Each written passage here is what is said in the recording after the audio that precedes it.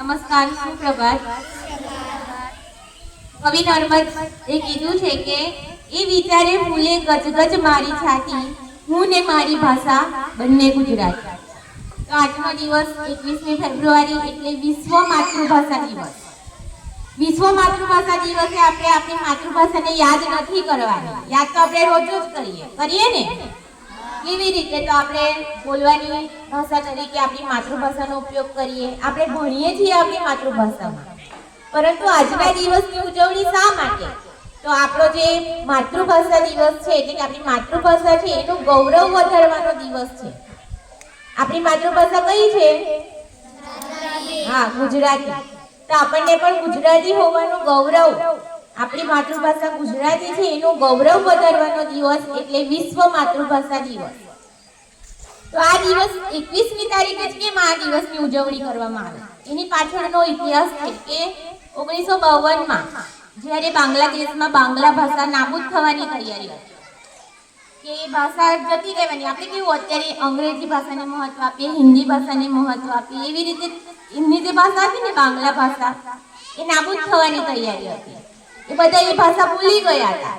તો ત્યાંના જે 4 યુવાનો હતા ને એમણે નક્કી કર્યું કે અમારે અમારી ભાષા બચાવવી છે। તો એમણે એ ભાષા બચાવવા માટે જ અલગ અલગ આંદોલનો કર્યા। તો એ આંદોલન દરમિયાન એ 4 જે યુવાનો હતા ને એ 21મી ફેબ્રુઆરીના દિવસે એમનું મૃત્યુ થયું। કેવી રીતે મૃત્યુ થયું? તો પોતાની ભાષા બચાવવા માટે જે જંગ એમણે લડેલો ને એના કારણે એમનું મૃત્યુ થયું। એટલે પછી યુનેસ્કો દ્વારા 21મી ફેબ્રુઆરીના દિવસને વિશ્વ માતૃભાષા દિવસ તરીકે ઉજવવાની ઘોષણા થઈ। ક્યારે ઘોષણા થઈ? તો 2000ની સાલમાં।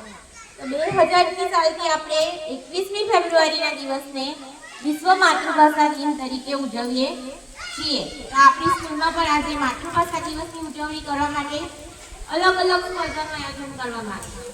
કઈ સ્પર્ધા છે?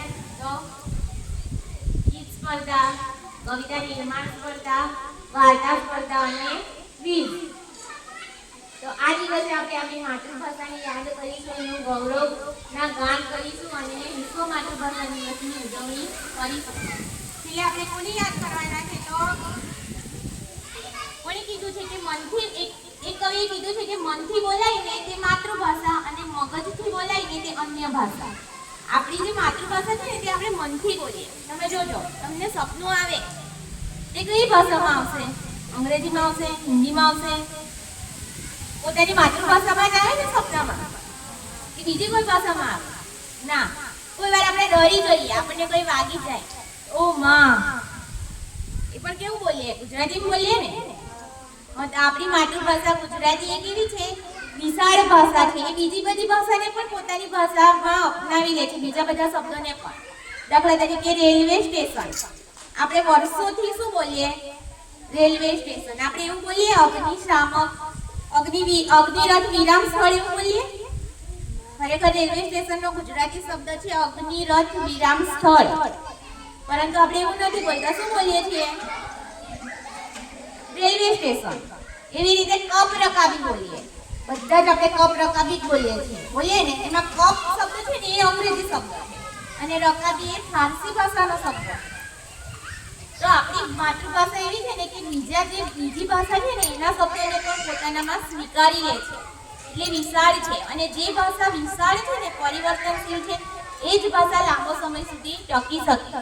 તો આપણે એવી આશા રાખીએ કે આપણી માતૃભાષા ગુજરાતી પણ આજે તો બોલાય જ છે, પરંતુ આજથી 50-100 વર્ષ પછી પણ આપણી માતૃભાષા ટકી રહે।